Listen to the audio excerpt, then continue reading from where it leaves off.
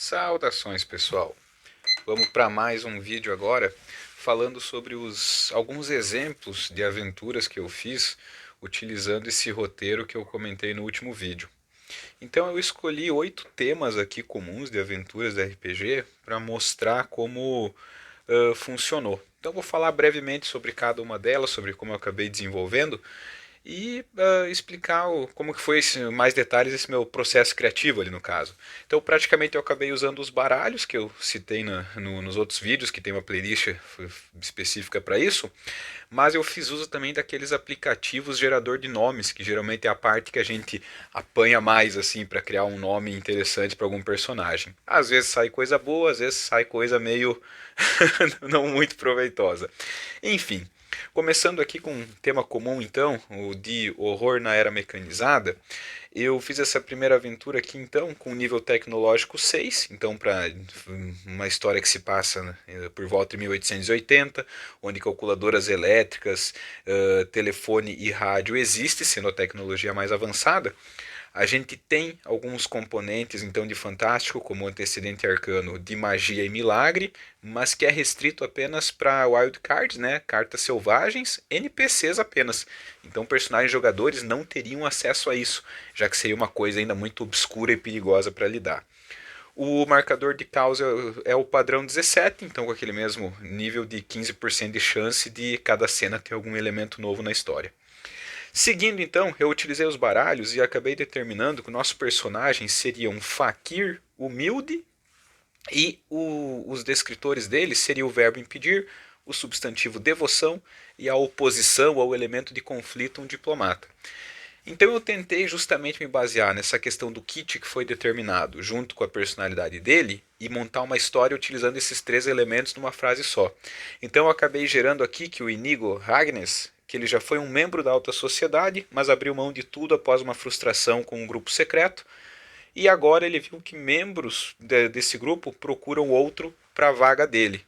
Então aqui a gente tem apenas uma introdução para uma história, pode ser que às vezes esse grupo tenha alguma treta com ele, pode ser que ele ainda esteja sendo caçado, por isso que ele abandonou a vida de riqueza da alta sociedade que ele tinha para ser um faquir, ou talvez foi como uma maneira de um voto de pobreza, como uma autopunição que ele acabou escolhendo. Enfim, a gente tem uma base aqui no caso.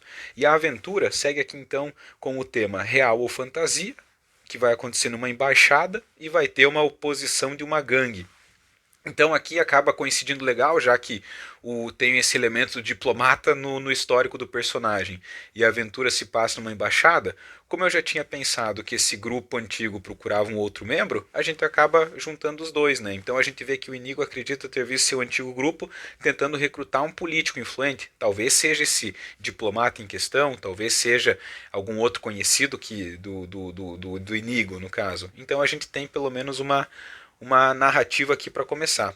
Quando eu fiz a rolagem de eventos e elenco, eu acabei obtendo 2 elenco positivo. Então, o Gil, que é um terapeuta que acompanha o Inigo, talvez decorrente dos traumas que ele já sofreu, e o Emon, que é um guarda da embaixada que ficou desconfiado e que talvez vai ser mais assim propenso a aceitar a ajuda do nosso protagonista enquanto ele está investigando o que está acontecendo. Seguindo aqui para uma outra aventura que eu acabei fazendo com outro tema, a gente tem aqui o medieval de alta fantasia, que aqui já muda um pouco. O nível tecnológico 4, então na era da navegação, onde o cálculo e impressoras com tipo móveis representam tecnologia mais avançada. Como é típico de alta fantasia medieval, a gente tem diferentes raças como elementos fantásticos, a gente tem uma tecnologia limitada, então nada de robôs gigantes, naves e outras tecnologias nesse sentido, mas a gente tem de antecedente arcano uma magia muito mais presente e poder psíquico menos presente. Então, coisa que é bem comum acontecer. Pode até ter assim milagre, dom e ciência estranha, mas a magia acaba dominando. O fator de caos segue sendo 17 padrão, então não muda.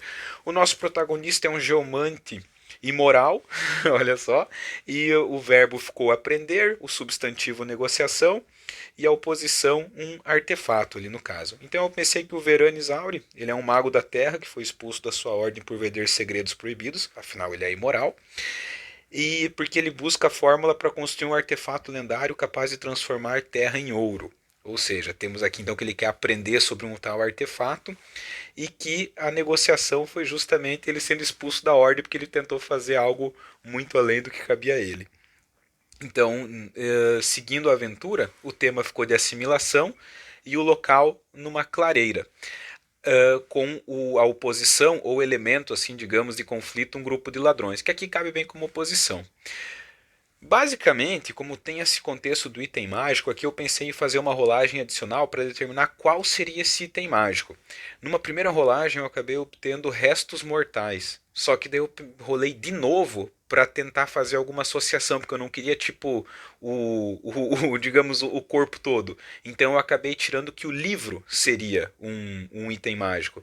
Só que daí eu pensei, dá para fazer uma associação que às vezes assim livro com o resto mortal eu acabei fazendo uma volta e pensei em olhos, porque afinal a pessoa vai ver o livro. Então eu pensei, seria interessante que, como se fosse tipo, o item mágico fosse como se fosse os olhos de uma criatura que possibilitasse fazer, digamos, ou tivesse algum poder especial. Então eu pensei que existem boatos que o grupo está em posse do olho de Silk, que é um item mágico capaz de transmutar matéria. Então aqui eu fiz essa relação de botar um item determinado aleatoriamente, através de uma primeira rolagem que determinou que seriam restos mortais, que eu cheguei num livro que me fez pensar em olho, que seria um olho especial que pode transformar matéria.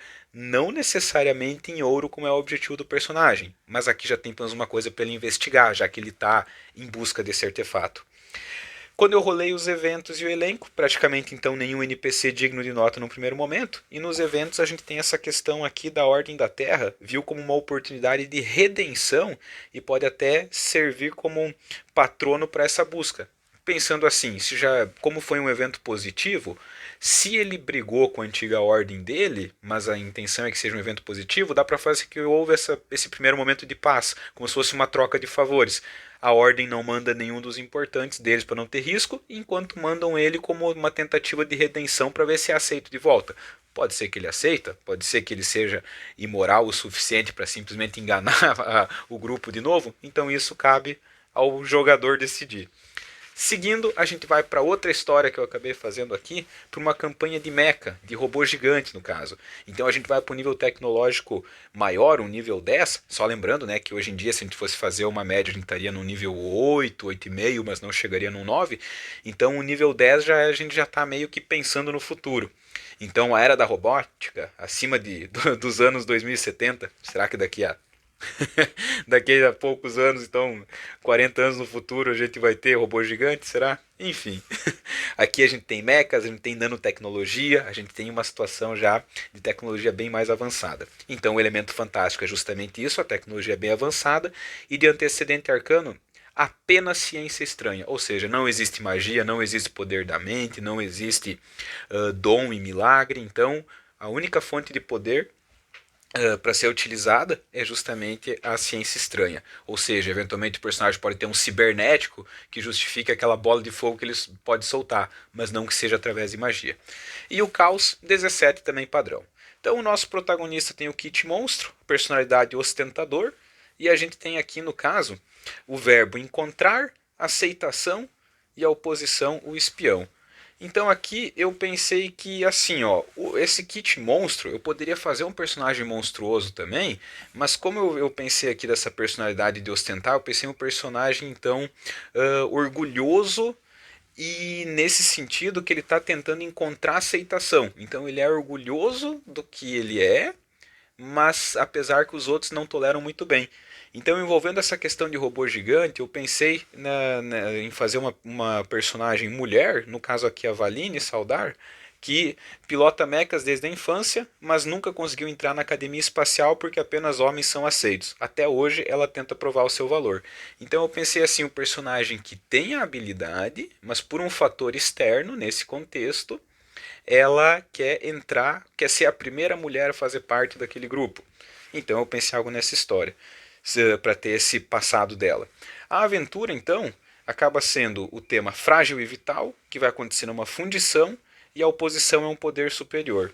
Então, basicamente, A gente vai ter aqui que o grupo terrorista Carmesim invadiu uma importante fábrica de peças de mechas e um destacamento da Academia Especial é refém. Então, olha só, a gente vai ter então um protagonista, digamos, que não foi aceito pela academia, talvez por isso que não fez parte dessa missão, sendo que o grupo da academia que foi destacado para resolver a situação acabou sendo capturado. Então, olha só, a gente vai ter justamente essa questão dela fazer uma missão de resgate.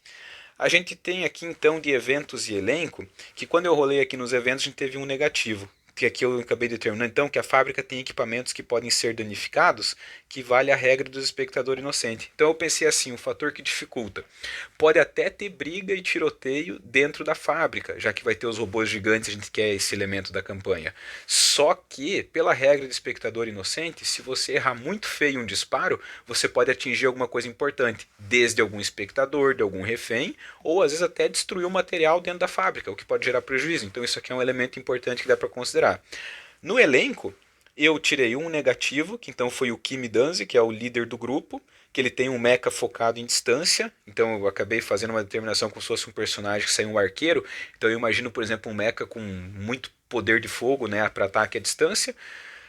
Um outro negativo que foi o sistema DFZ-3, que é uma série de mecha defensivo autônomo que foi reconfigurado, então como se fosse, por exemplo, um grupo de segurança da empresa que foi reconfigurado para atacar invasores. Então já tem mais um outro grupo ali, que aqui representa não necessariamente um carta selvagem, mas um grupo de extras.